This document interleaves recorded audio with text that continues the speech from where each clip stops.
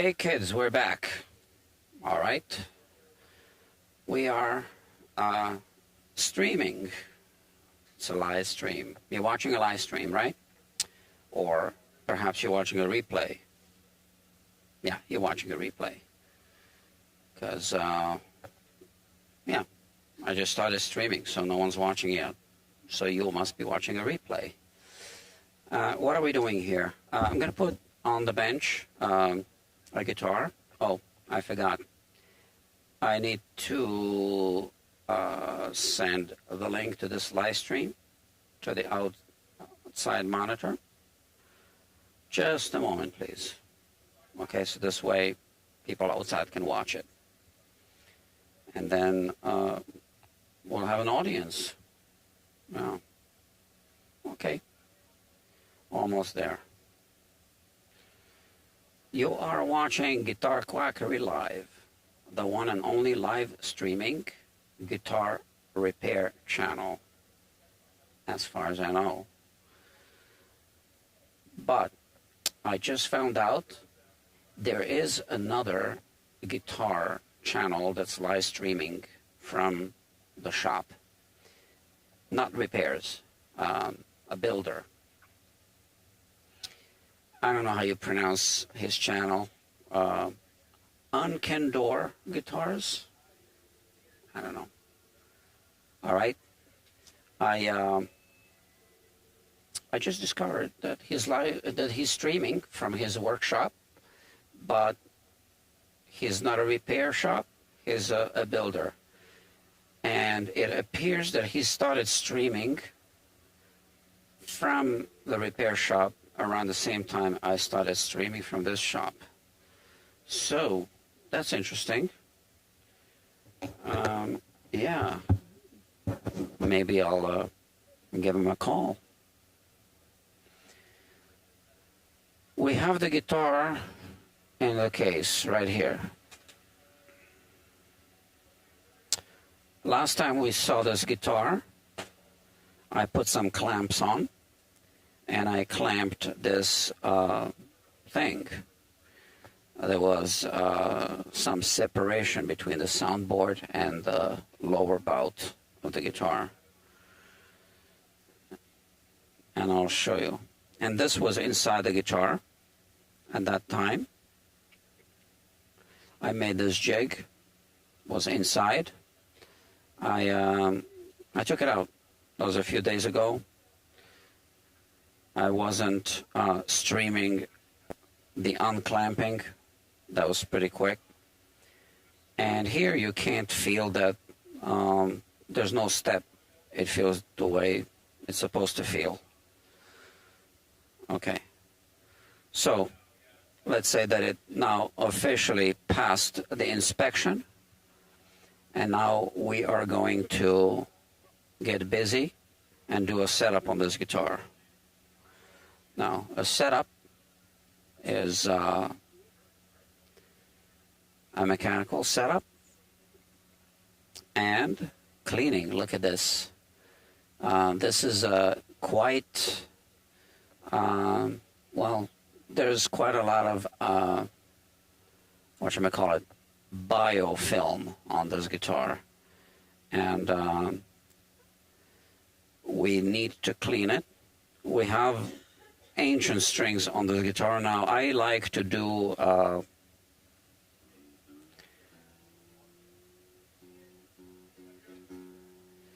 some setup work before I remove the strings.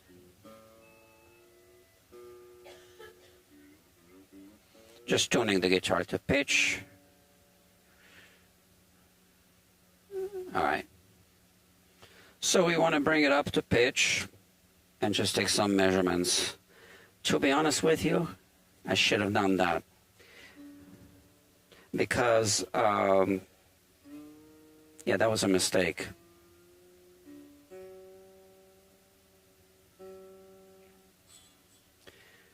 Because we want to make sure that the guitar settles.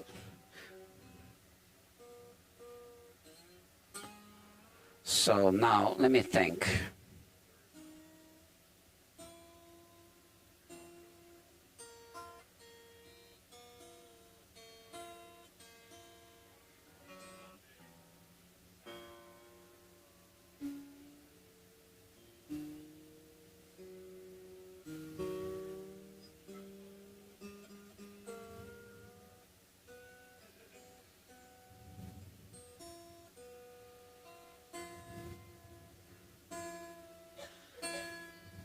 And now I'm seeing this separation. We talked about this in the previous live stream. Now that the strings are pulling the neck,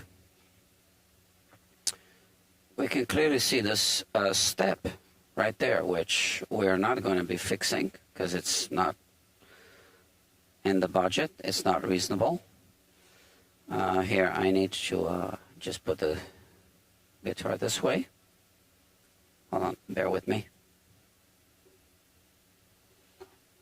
Okay, kind of like this. All right.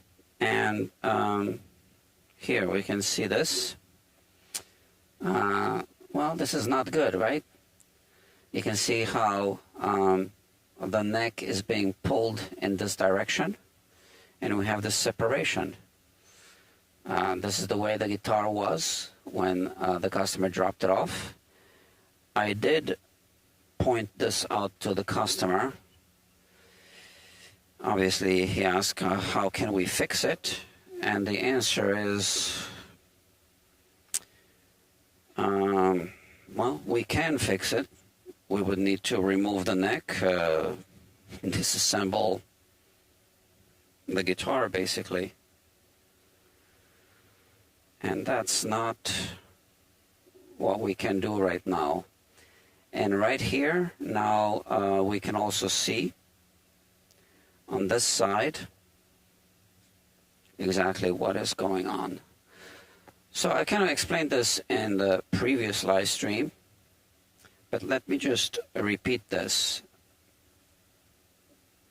So inside there's a neck block. So imagine a neck block, a block of wood like this perhaps, and it's got some kind of joint. It could be a dovetail joint, tenon, or dowels, whatever.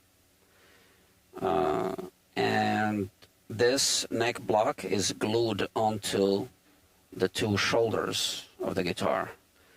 Now, these guitars are problematic because they are mixing wood and composite materials.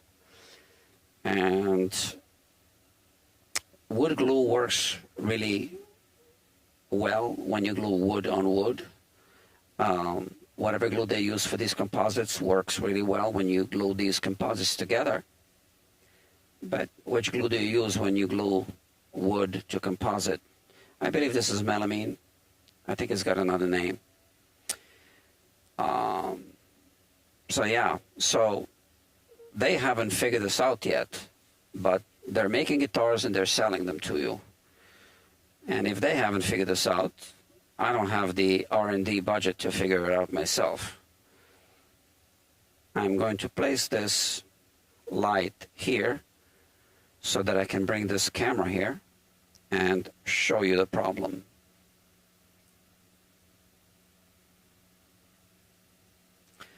Here, we'll be looking at the neck joint.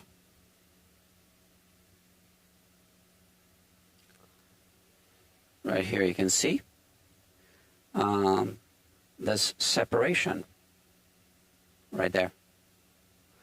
So this entire shoulder sunk in, right? And it's created this step right there.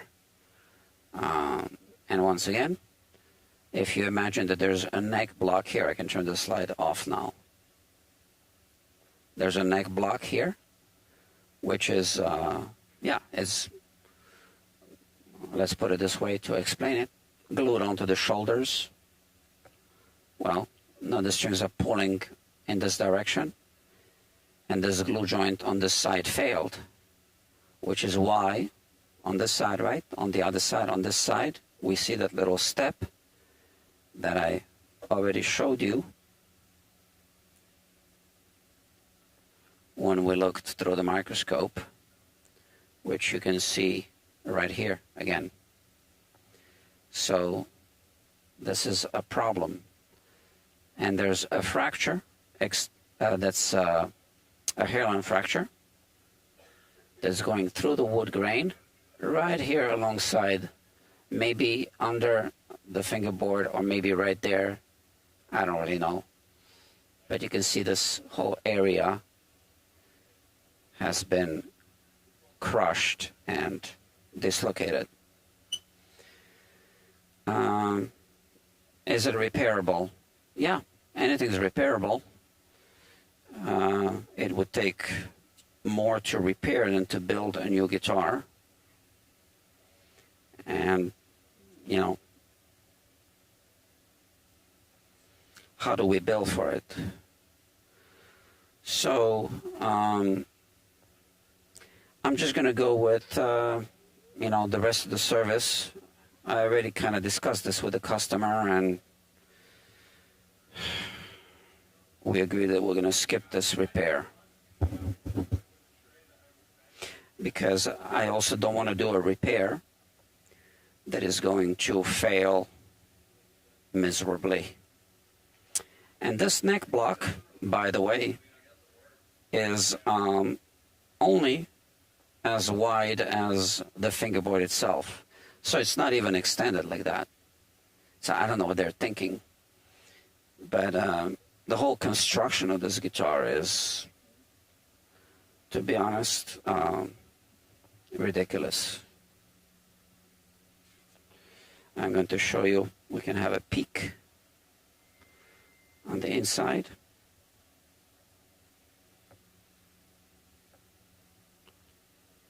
Maybe I should just hold the camera kind of freehand like this. Why not? We do it this way. So you can see on the inside, right there, where it says Martin, that's the width of that neck block. It looks like it's even narrower than the fingerboard. Yeah. Whatever Martin is doing these days is just, or you know, they've always been doing stuff like that. I mean, just look at the Martins from the 70s.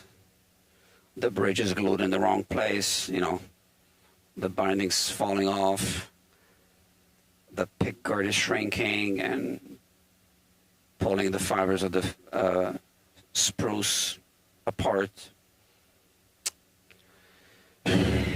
Aye. You know what? Let me put my shirt on. We are going to just take a few measurements now. If you excuse me.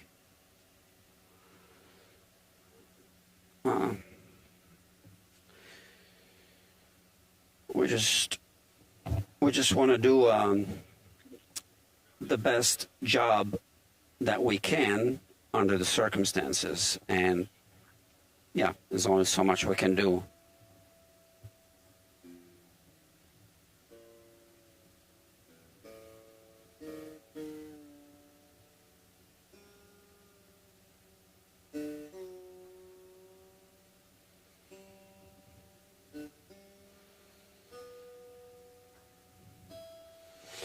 Okay, so the first thing we want to do is get some basic specs, measurements. Sorry, there's some noise here.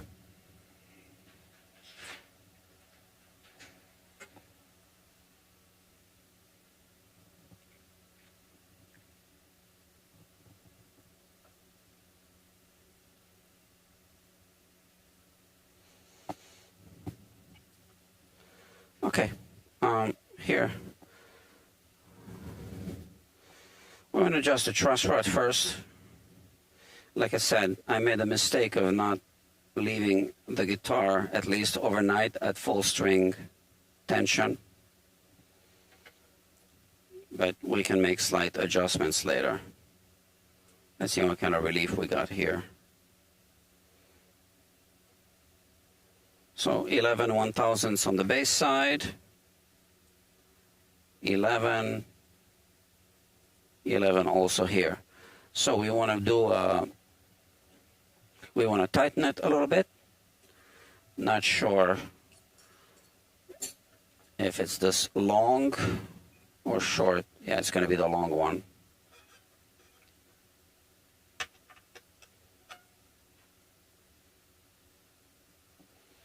Okay, so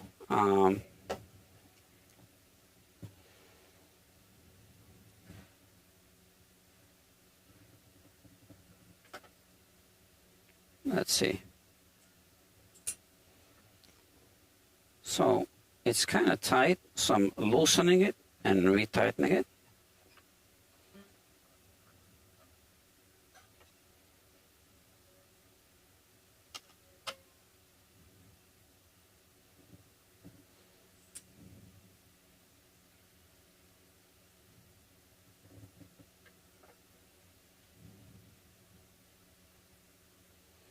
That's 8.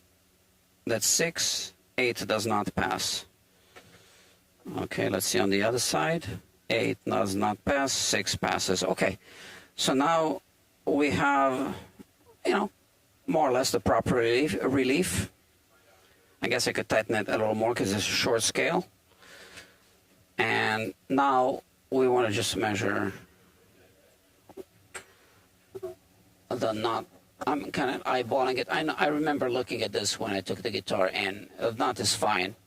Yeah, it's not on the repair order to do anything about the knot, but I do want to take a measurement, obviously, of the action.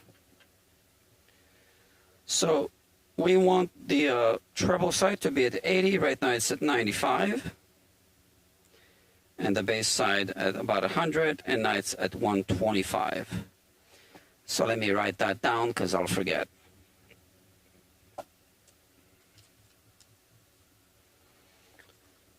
Okay. Looking for my something.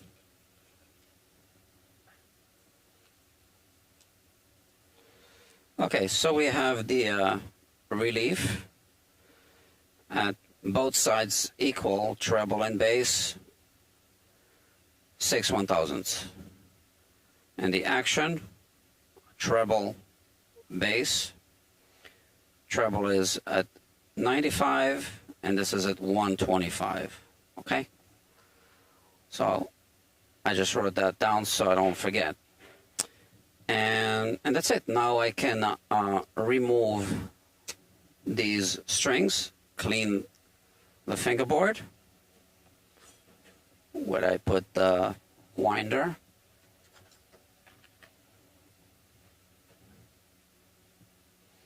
So these are really, really old strings. You know what? I'm going to just use the power tool because time is valuable.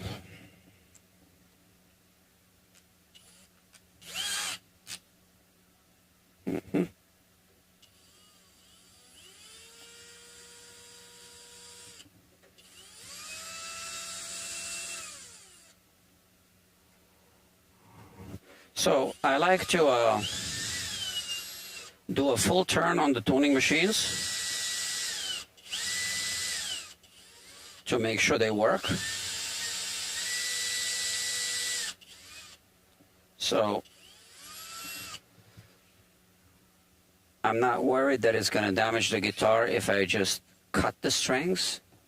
It should not damage the guitar, although this one has some structural issues around the neck block, as we just discussed. The reason why I unwind the strings is just so that I can test the tuners, just make sure they work. Sometimes there's a broken tooth, and you know, I don't want to encounter a surprise later. So, good news, this came out easily. The saddle is, you know, a bit loose. And now we can just remove these strings. They are ancient. Sometimes we need to use a little,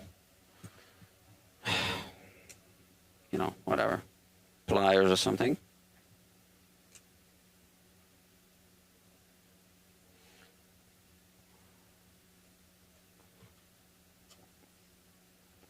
Okay.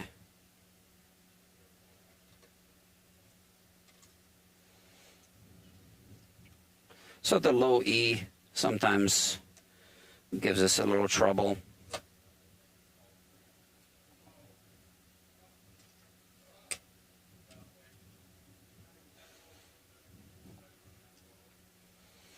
Let's just remove the strings and clean the guitar.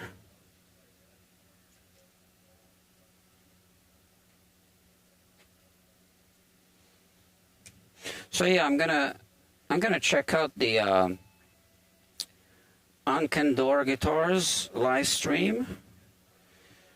So yeah, so he's a builder. I just discovered he was streaming a couple of hours ago, 2 or 3 hours ago, from his workshop. So it looks like, you know, him and I started streaming at the same time, more or less, last year. 6 to 7 months ago. And he's a builder, and I have a repair shop. Now, I am also a builder, although I haven't been building since COVID. I am actually still renovating my basement, which is one of the reasons why I'm not building. It's a mess. But I need to get back into it. And, you know, if or when I do, I will be posting. Okay, so first thing I want to do is remove some of the cheese from the fingerboard.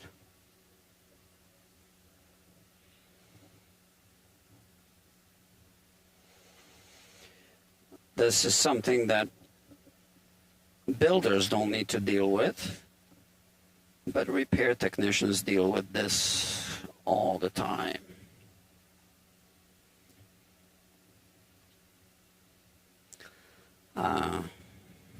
Yeah, have a look at this. So I've seen much worse than this. This is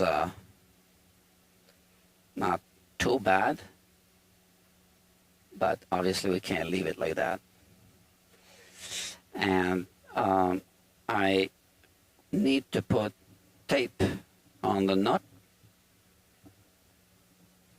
to protect the nut, because I'll be using a wire brush first.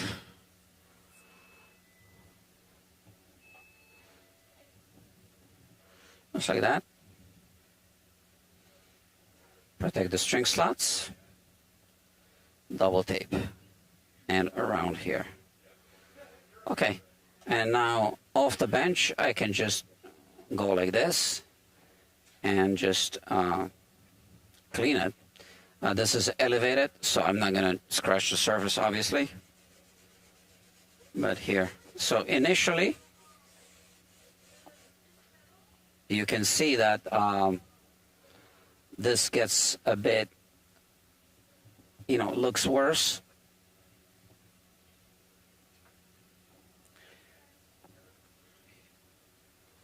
Okay, when you start removing it. But you just need to keep doing it and it'll come off. Now, let me close the drawers.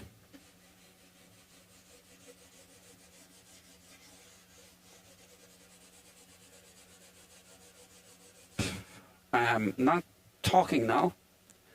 I'm trying not to, because I'm holding my breath.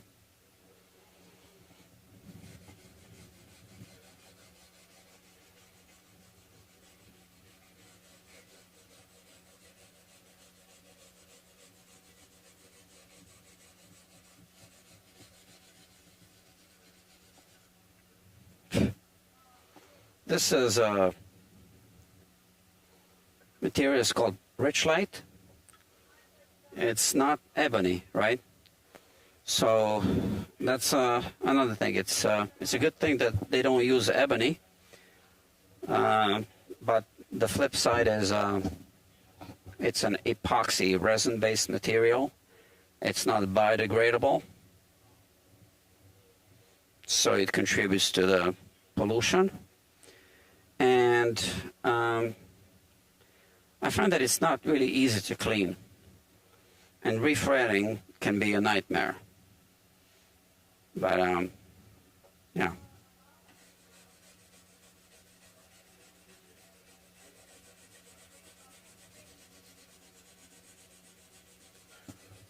I forgot to bring my coconut oil. It's in the fridge, so I'm gonna have to pick it up later. I'm not really sure if I'm gonna split this live stream into two. I've already been on it for 27 minutes almost.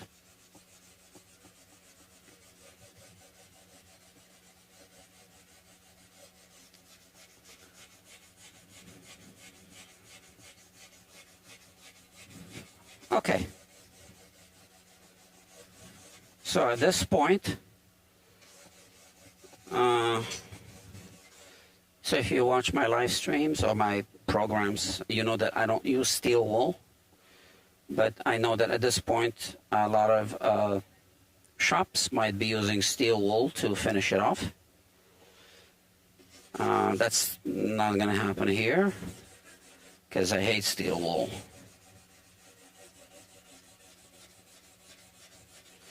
It gets everywhere.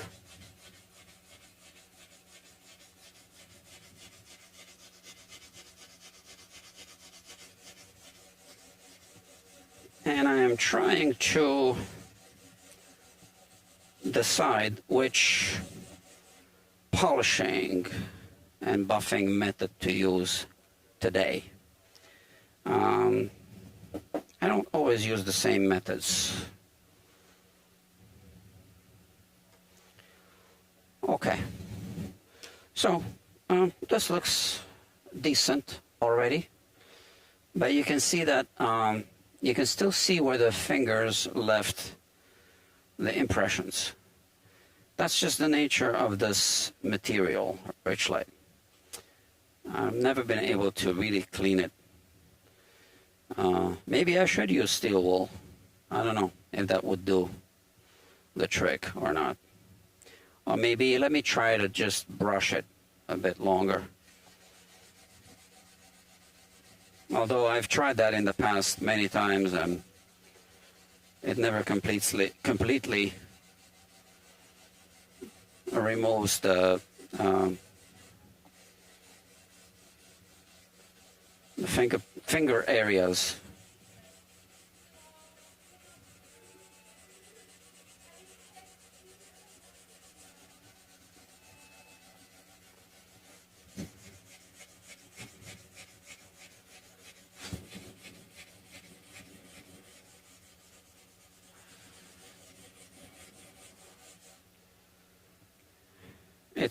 It's a wire brush. It's brass, right? So it is softer than the frets.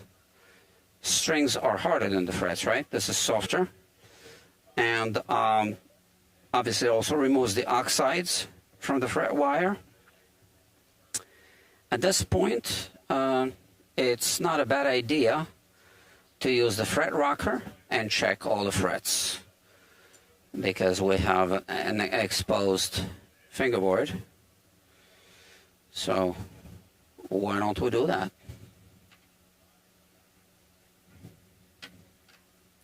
So here there's a little bit of a high spot, and I want to just address it right away with the fret kisser. It barely touches the tip of the crown.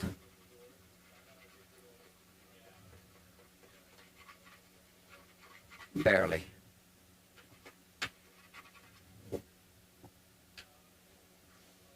Better. Now this one's a bit higher. So that's one disadvantage of using the fret kisser. Obviously, if you lower one of the frets, it might affect one or the other two or both of them. Not always. It just depends what the situation is. But this is why I'm going to use a short leveling beam to finish it off. The fret kisser is just for the rough pass.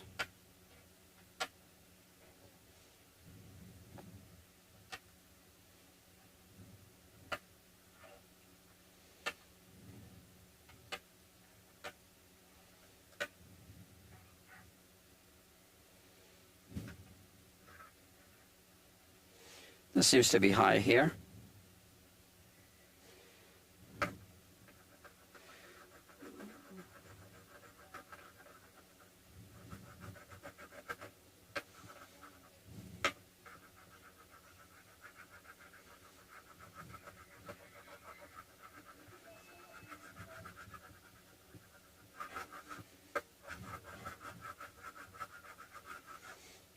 Okay.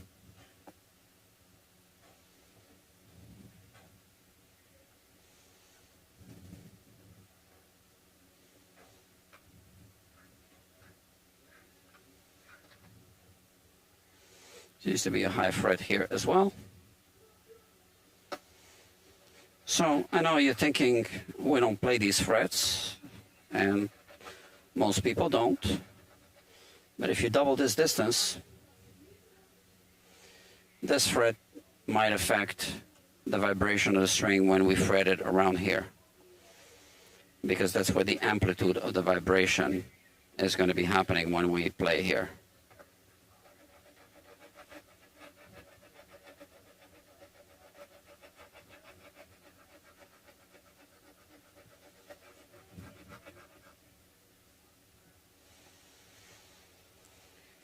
All right.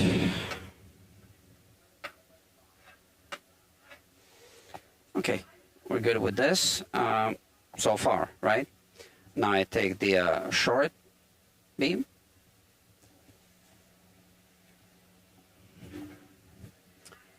And I'm simply going to finish it off in this direction. Just like that. So, this is the rough.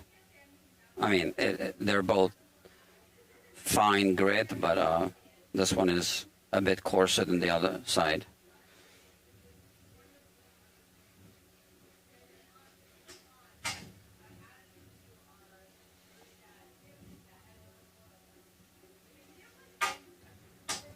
So this corrects some of the imperfections that the fret kisser cannot correct.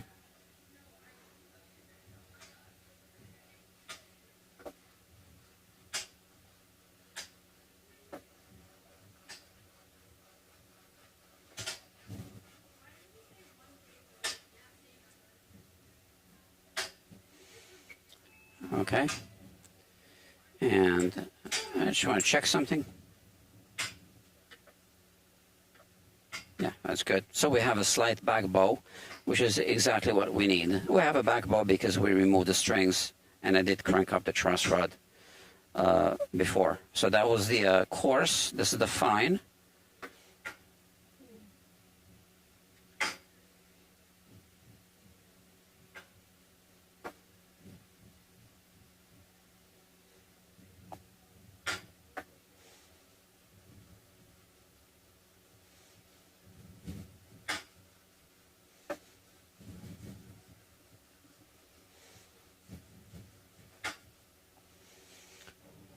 Okay.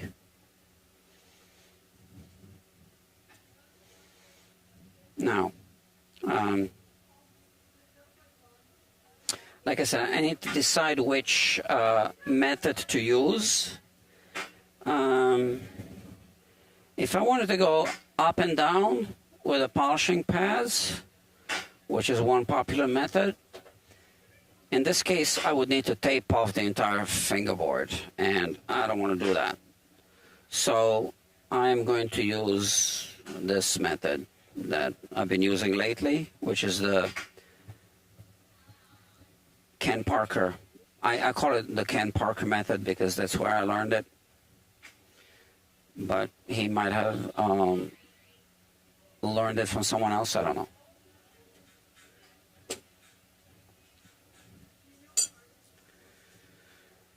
All right.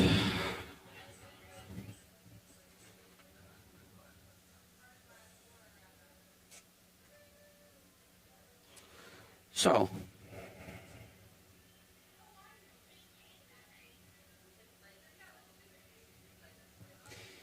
I'm going to start with, let me see if 800 grit,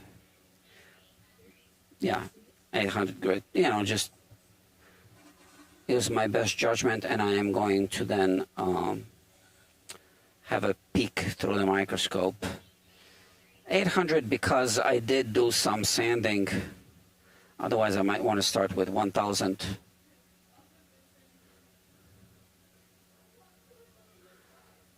So the 800 grit is going to hit the two corners to kind of recrown the fret as well. And as you can see, there are some lines going in this direction. Now that could be from my brush slightly or not. You know, we see these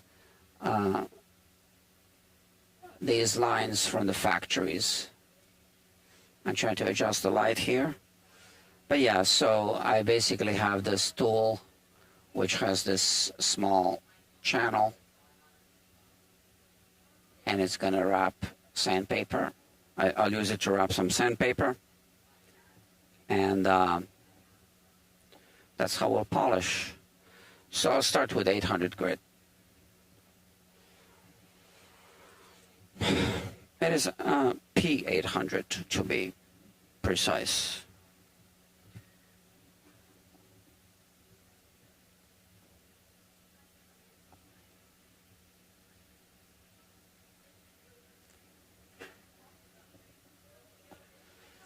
Maybe this way. All right, that looks good.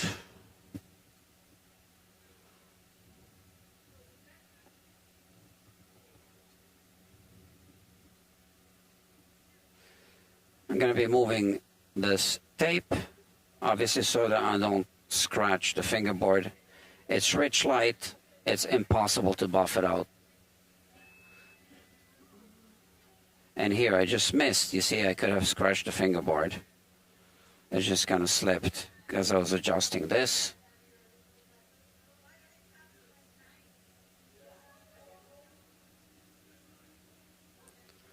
Oh, the fret ends, by the way, feel good on this guitar.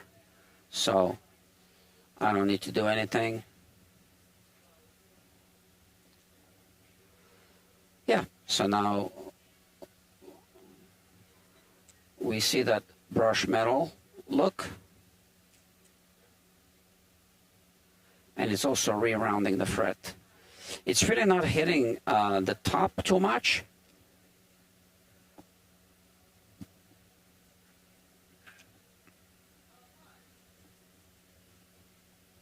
Because we don't want it to hit the top too much.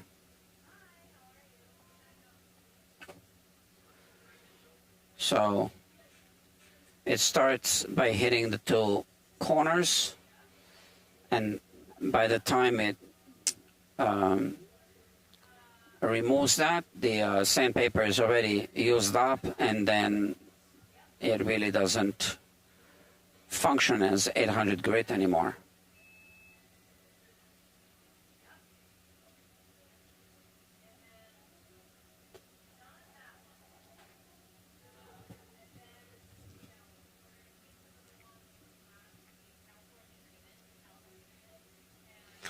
This is obviously going to take a minute.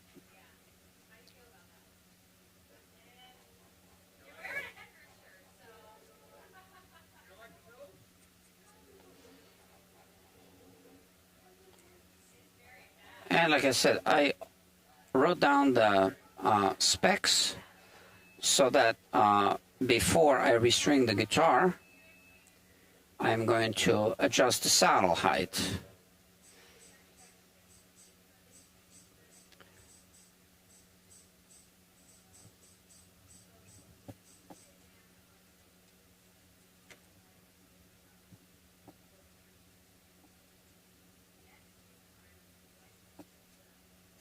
Okay.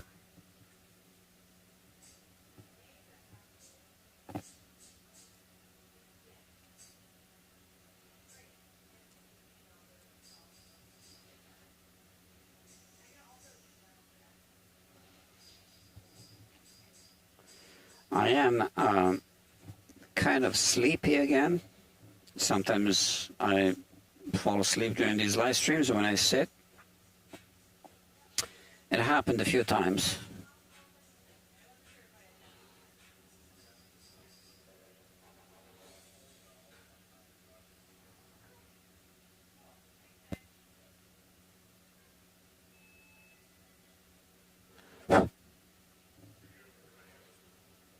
Okay. And that's why I am not saying much right now. Maybe I should stand.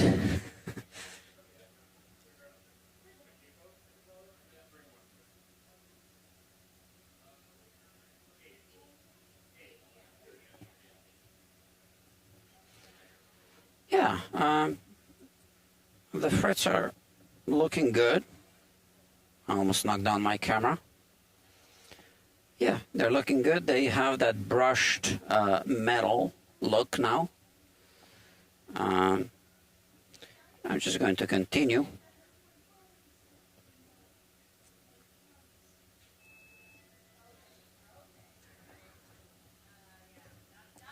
One reason why I switched to this camera is because I knew I was going to start yawning, so I didn't want to have that on camera.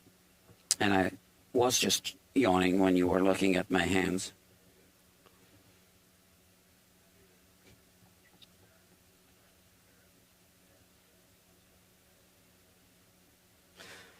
Yeah, the yawning doesn't look too professional.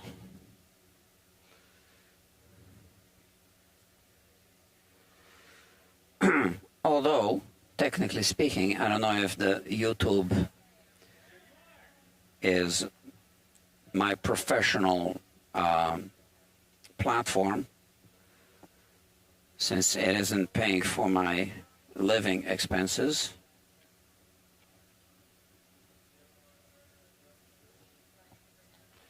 So I would say it is not my profession.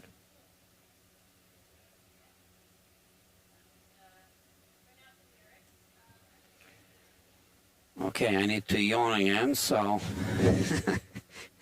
you get this view.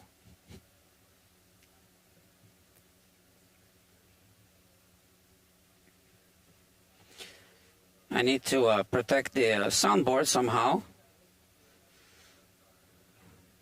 So I do have the shields that I made.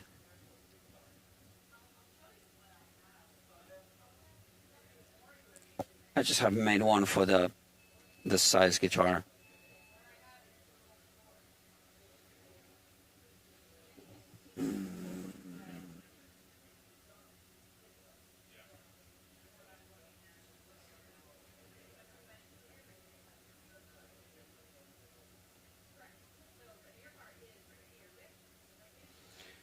All right.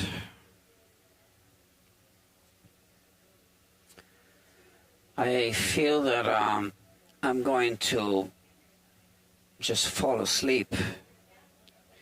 I was working late at night last night, and then I was also well, I was working on a video which I uploaded on the main channel. It was a guitar giveaway / review video of an acoustic D'Angelico guitar. Should be really pronounced D'Angelico, but everybody says D'Angelico. Yeah, so you can check that on the main channel. And then after I was done editing, I just kept playing my guitar, one of them, and just learning new stuff to play. So,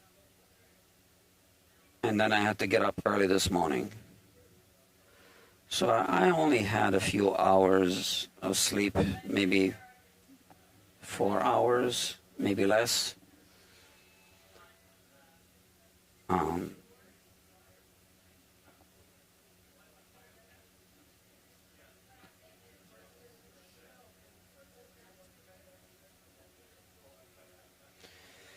And now I'm already thinking of the next video that I need to upload. I have a few options. So I always have a whole bunch of half-finished videos. I use Final Cut Pro to edit.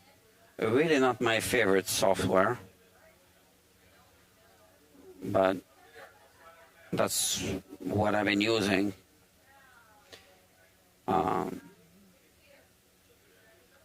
Premiere would be a much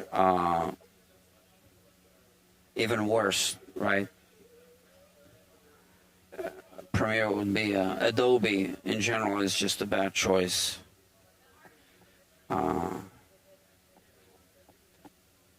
Because of the way that company behaves.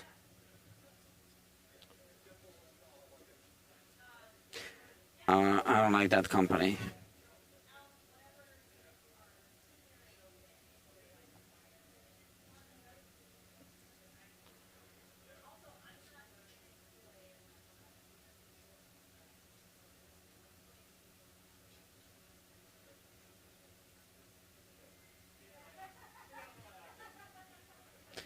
Okay, I'm gonna need to figure out what to do here. So I polished the, what is that, 14th fret here. And I need to protect the soundboard. I'll just try to use maybe a cutout that I use for the Les Paul normally or something. Let's see what we got here.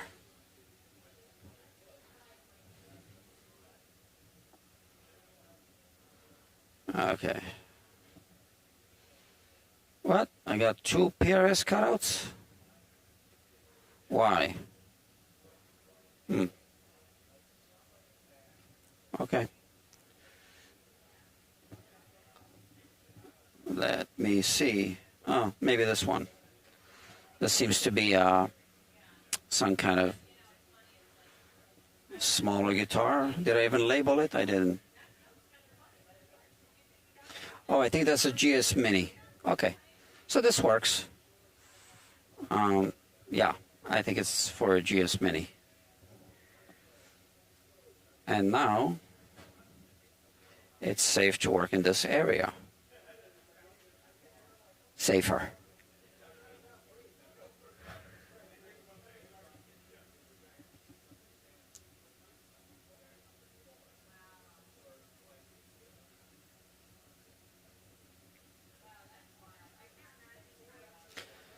Oh yeah, I need a coffee.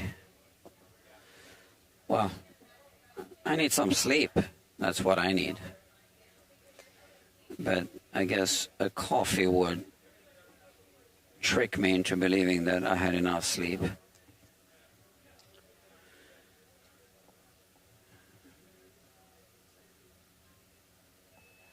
And that's not good. I've been tricking my body too many times.